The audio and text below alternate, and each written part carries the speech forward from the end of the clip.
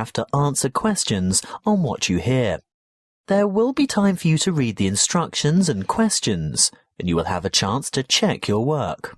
All the recordings will be played once only. The test is in 4 sections.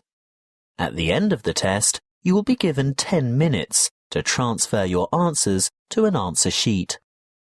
Now turn to Section 1. Section 1. You will hear a conversation between a commercial property letting agent and a businessman who wants to move his business to new premises. First, you have some time to look at questions 1 to 6.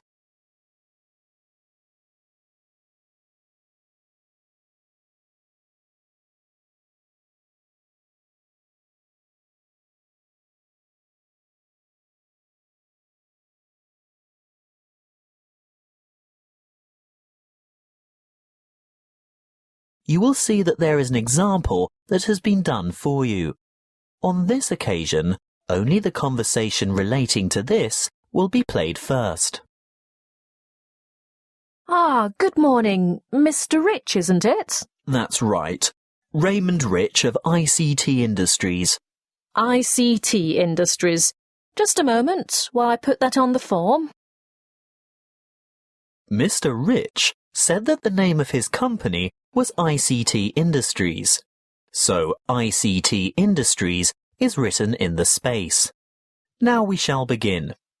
You should answer the questions as you listen, because you will not hear the recording a second time. Listen carefully and answer questions 1 to 6. Good morning. Mr. Rich, isn't it? That's right. Raymond Rich of ICT Industries. ICT Industries. Just a moment while I put that on the form. Now, you're looking for new office space, is that right? Yes. Our present lease is due to expire soon, and as the company is expanding anyway, we need to find somewhere to move to. Do you prefer the suburbs, the city, or a commercial zone on the outskirts? Well, currently we're in a very pleasant suburb, but as I said, we've outgrown that building as we've got to move anyway. I think the city centre is where we want to be, right in the heart of things. I see. Anywhere in particular?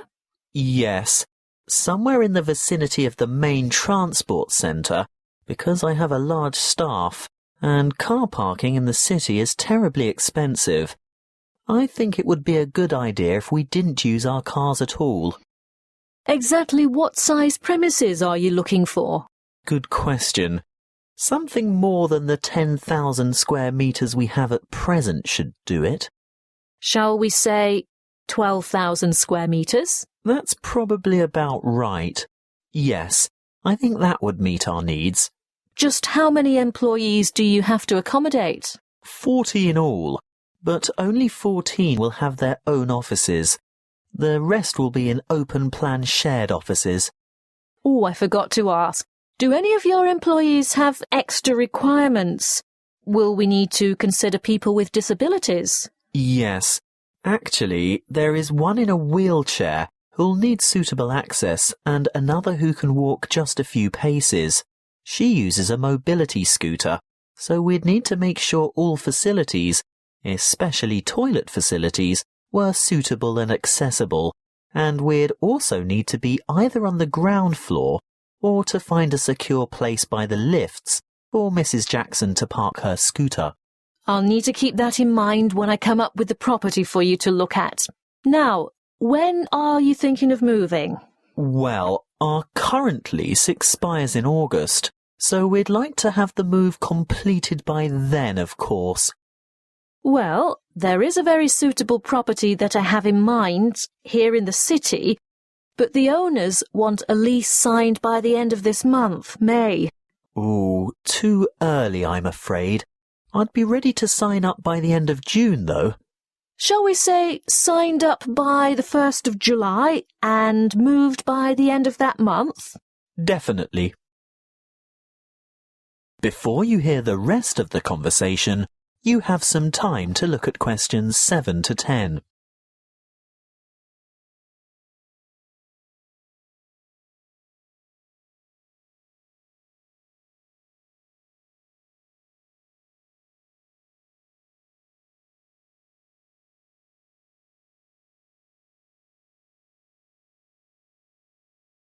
Now listen and answer questions 7 to 10. Well, I'll keep your requirements in mind and let you know when something comes up. Wait a minute. There is a vacant office space on the 10th floor of this very building. Would you care to take a look? It has only just become available, but I haven't started marketing it yet because it's in need of a bit of a makeover. The floor area is about the right size. Good. Let's see it then. Well, what do you think? Elevator access is great, and the lobby area is roomy enough for that disability vehicle you were telling me about. Oh, I don't know. There are too many small offices. Would we be able to take out a few of these walls and make bigger work areas? I don't see why not. Most of them are just partitions. Obviously, load-bearing walls can't be touched, but there aren't many of those to worry about. What about kitchen and dining facilities? We like our staff to feel comfortable eating at work. If they go out for lunch, it often leads to extended lunch hours and lost time. Come this way. This is the kitchen. Ooh, it's a bit pokey. We'd need to enlarge it somehow. What's behind the wall here? There's just a storeroom. You could take out that wall and expand into that space. Then what would we do for a storeroom? Well, see that tiny office near the entrance? It has no external windows or natural light. It would make an ideal storeroom. Yes, you're right. The whole place is a bit dilapidated. Obviously in need of that redecoration you were talking about. And I don't just mean a coat of new paint. I think all the light fittings would have to be modernised. Those broken blinds have to be replaced, and this old blue carpet definitely has to go. I agree. That's something we can negotiate with the owner. But overall, do you think it would fit your requirements? Well, you haven't given me any indication of what the lease would cost. But before we get into that, what are the terms of the lease concerning length of tenancy? Well, generally in the city, leases are never less than 3 years. Oh? I mean, we don't mind signing up for that period of time initially, but we don't necessarily want to have to move after that. We've been in our last place for 10 years, you know. Well, the usual agreement is a 3x3x2. That's a contract for 3 years with entitlement to extension for 3 years, and then another 2 years after that. But let me speak to the owner first. And one more thing. We have to consider the time frame. Remember, my current lease is due to expire in August. Well, with reliable contractors, it shouldn't take more than a couple of months to do the necessary refits. That is the end of section 1. You now have half a minute to check your answers.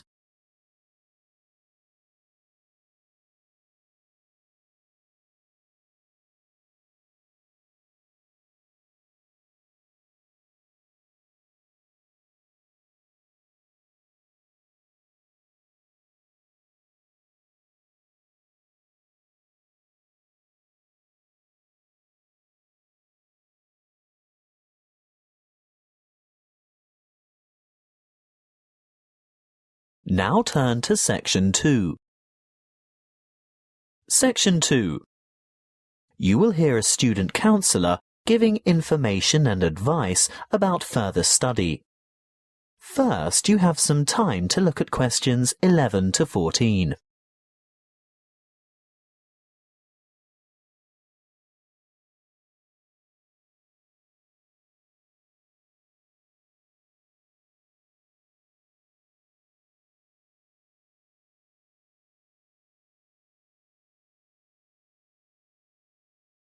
Listen carefully and answer questions 11 to 14.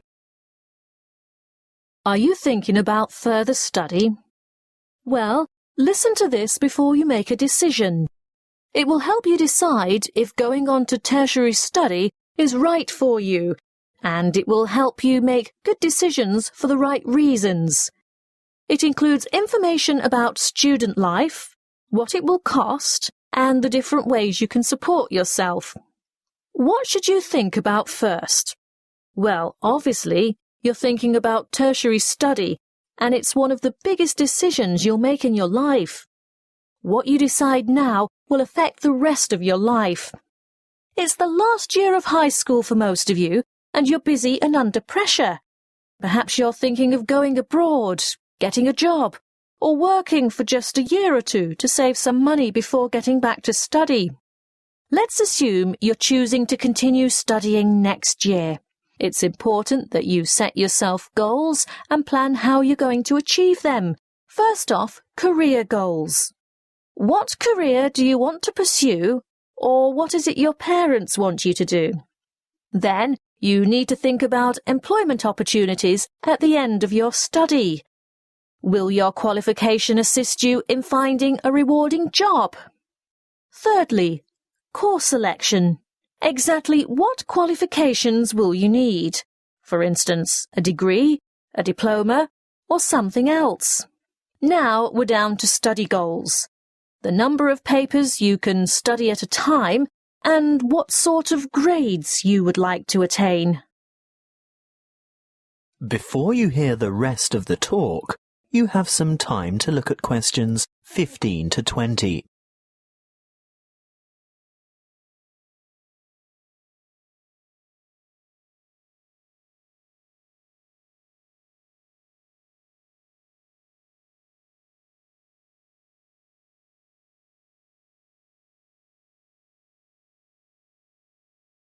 Now listen and answer questions 15 to 20.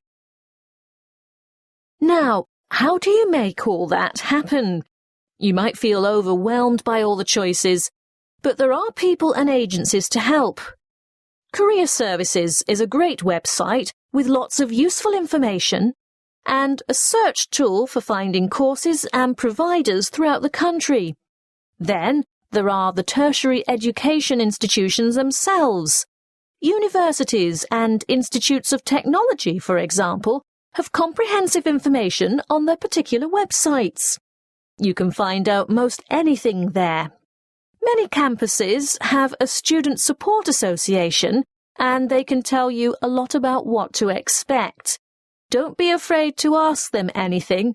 I'm sure they've heard it all before. It might also be worthwhile to make inquiries with potential employers to see if they will fund or partially fund your studies. If it is a trade you want to learn, the apprenticeship scheme will help you earn while you learn. That way you'll get valuable work experience while you're studying. If you're still at school, then search out your school careers advisor, who will have a variety of information and resources at hand and be able to give you the kind of guidance you need to make a fully informed decision. And, last but not least, don't forget your parents and other family members. They can be of enormous help too. Oh, one last thing that might help you make up your mind.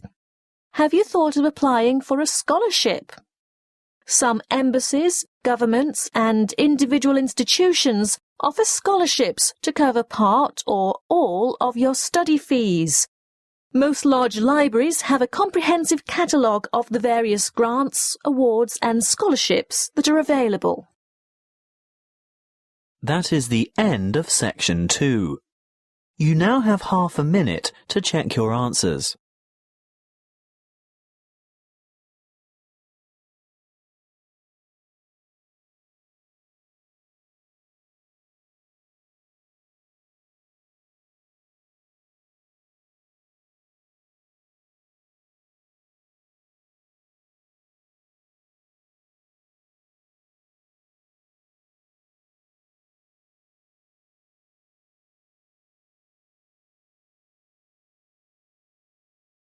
Now turn to section 3. Section 3. You will hear a tutor discussing with 2 students their research for a paper in cyber psychology. First, you have some time to look at questions 21 to 25.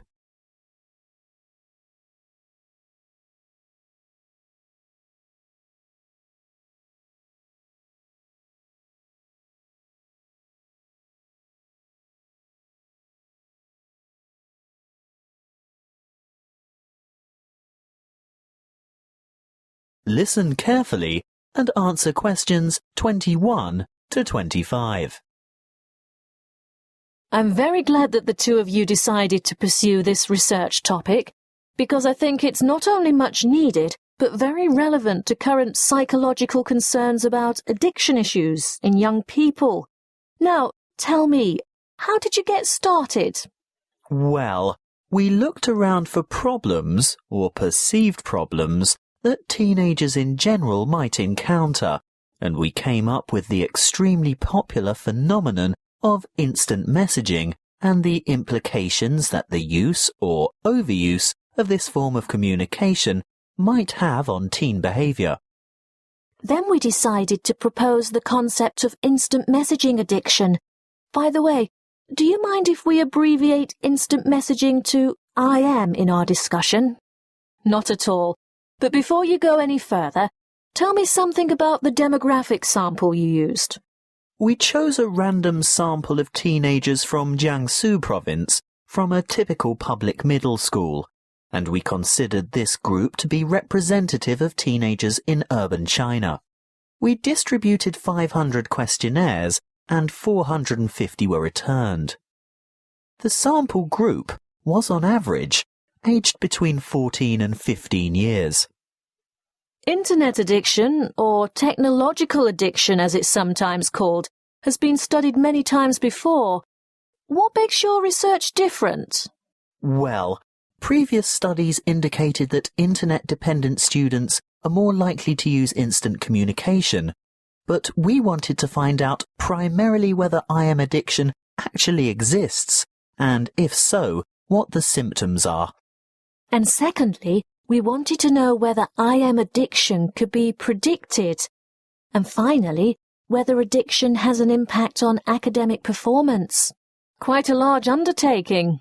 Tell me, what IM addiction symptoms did you identify among teenagers in your sample? We found 4 major IM addiction symptoms, which are remarkably similar to the symptoms used to identify substance dependence. Although here we're looking at behavioural addiction, not chemical addiction to drugs, alcohol, or the like. Yes, loss of control was a significant factor, which indicates that the addicts had less self-discipline. They could not control the amount of time they spent on IM, and they neglected their schoolwork, as well as other responsibilities or obligations they might have. Obviously, academic performance was adversely affected. I'm sure that led to a lot of complaints from family and friends, not to mention teachers. Yes, of course. Another symptom was, as you would expect, a preoccupation with instant messaging.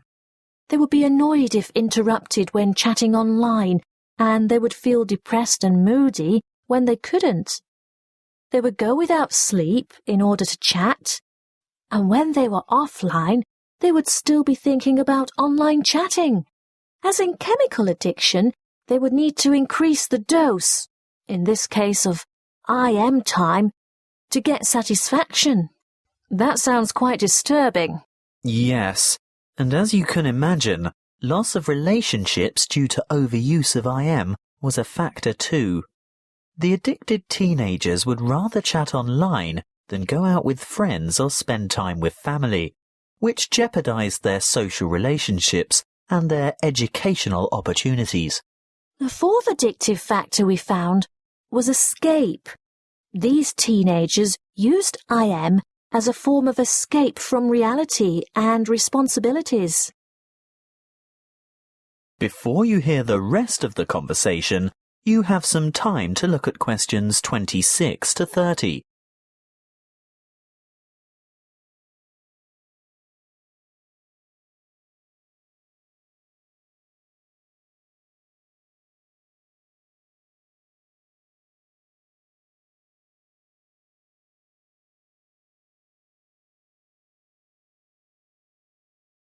Now listen and answer questions 26 to 30. And can IM addiction be predicted?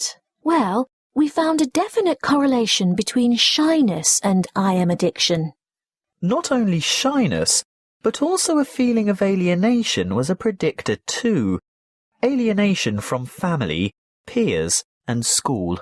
So the more alienated they feel, the more they look for affection, friendship, and social support through IM. Exactly. But interestingly, what we found was that alienation was a predictor for addiction, but not necessarily related to a high level of IM use. How do you explain that? One possible explanation we considered was that those who were not alienated would communicate frequently with their friends through IM, but addicts, on the other hand, are probably looking for friendship through online chatting with strangers. Look, we're just about out of time. I'm really looking forward to reading your paper when you've finished it. But before I go, can you quickly sum up your conclusions?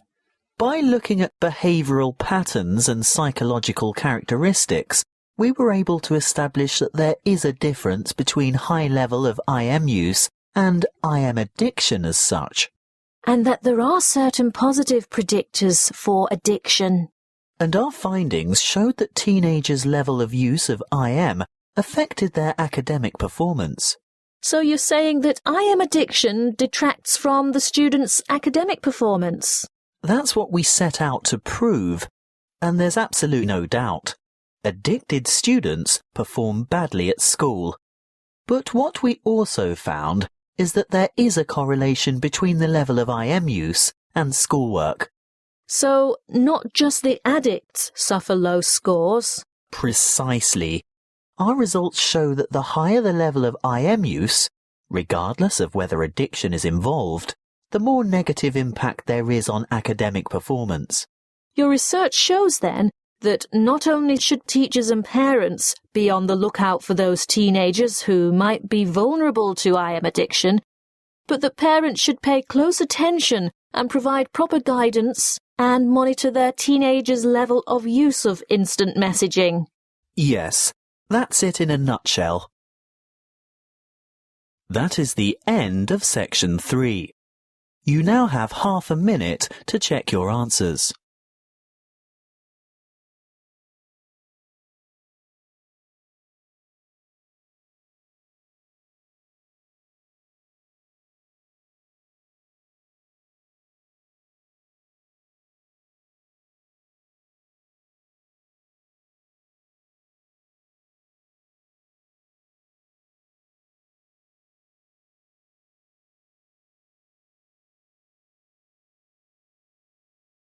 Now turn to section 4.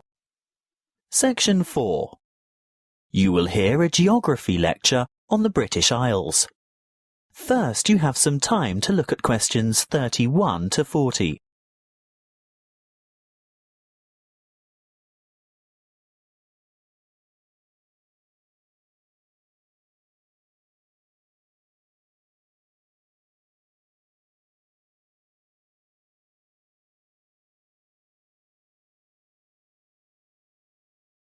Listen carefully and answer questions 31 to 40. Hello, I'm glad so many of you have turned out to hear what I have to say today about the British Isles, that area of the Eastern Atlantic that we Americans find so confusing. I'm afraid just looking at a map or a page in the atlas doesn't necessarily explain the geographic terminology. In referring to the British Isles, a word of apology for those of you of Irish descent, that is, those whose ancestors come from Eire, the Republic of Ireland. No matter how geographically accurate the place names that I use today are, some of you will be understandably upset to be included in anything termed British. I have a very useful image that might help you differentiate between the various labels that distinguish the political and geographic reality of the so-called British Isles. I want to show you a Venn diagram, which is a mathematical illustration that shows all the possible relationships between sets. Look at this Venn diagram, and you will see that the geographical terminology is in bold, while the political terms are in italics. See here the British Isles in bold and the British Islands in italics. The aim of this lecture is to explain the meanings of and relationships among those terms. In geographical terms, you will see that the British Isles is an archipelago made up of the two large islands of Great Britain and Ireland, and including many smaller surrounding islands. Of course, you can't tell from the Venn diagram the true comparative size of these islands. You'll need to look at the map for that. But take my word for it, Great Britain is the largest island of the archipelago, followed by Ireland, which in reality, geographically, lies to the west, and there are over 1,000 smaller islands. Now, in political terms, the United Kingdom of Great Britain and Northern Ireland is the constitutional monarchy, which includes the island of Great Britain, some small nearby islands, although not the Isle of Man or the Channel Islands, and the northeastern part of the island of Ireland. Thank goodness it is generally shortened to United Kingdom, the UK, Great Britain, or even the abbreviation GB, although none of these are strictly correct, of course. You'd better listen carefully to the next part, because, I warn you, it is very confusing. Ireland is the name of the sovereign republic occupying the larger part of the island of Ireland. But to distinguish it from the name of the island itself, and most importantly from the other part which belongs to the UK, it is called the Republic of Ireland, or its Irish language name, Eire. That's E-I-R-E, even though Eire directly translates as Ireland. The smaller portion of the island is called Northern Ireland. The partition of Ireland took place in 1922, after a great history of struggle that we won't go into here. England, Scotland, Wales and Northern Ireland are legal jurisdictions within the United Kingdom, but Great Britain refers to the countries of England, Wales and Scotland as a unit. The British Islands contain the United Kingdom, the Channel Islands, made up of Guernsey and Jersey, and Isle of Man, which all have the British monarch as head of state. Interestingly, the Isle of Man, although governed as a British Crown dependency, has its own parliament, but relies on the UK for defence and in matters of external relations. So, you've learnt something about the geographical and political confusion surrounding the British Isles. Let's have a look at some of the linguistic confusion. To start with, there isn't an adjective to refer to the United Kingdom, so the term British is generally used. However, that means that citizens of Northern Ireland, although not on the island of Great Britain, still describe themselves as British, because this reflects their political and cultural identity. Irish, in a political sense, refers to the Republic only, so sometimes citizens of Northern Ireland would call themselves Northern Irish as a point of difference. Of course, the Northern in Northern Irish is not completely accurate either, as the most northerly peninsula on the island is in the county of Donegal, which is part of the Republic. Okay, we might get in a muddle over the term Irish, but at least Scottish, Welsh and English should be self-explanatory. Apparently not to us Americans, and Europeans are often guilty of this too. We often use the term English incorrectly to mean British. I'd have to be the first to admit to calling my Welsh colleague English, which really gets his heckles up. He is Welsh, he tells me, and he may also be British, but he is definitely not English. Just one more thing. What is the British Commonwealth? It's a voluntary association of independent states, many of which were former British colonies. In fact, what was primarily the old British Empire. However, it's no longer known as the British Commonwealth, but is now called the Commonwealth of Nations instead, presumably because current members do not want to remember the old colonial ties. That is the end of section 4. You now have half a minute to check your answers.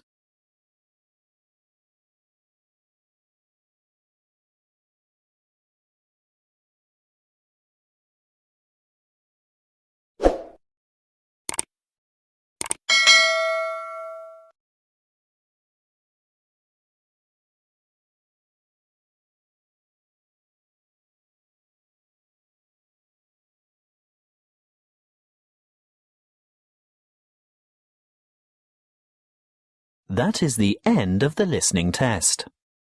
You now have 10 minutes to transfer your answers to the listening answer sheet.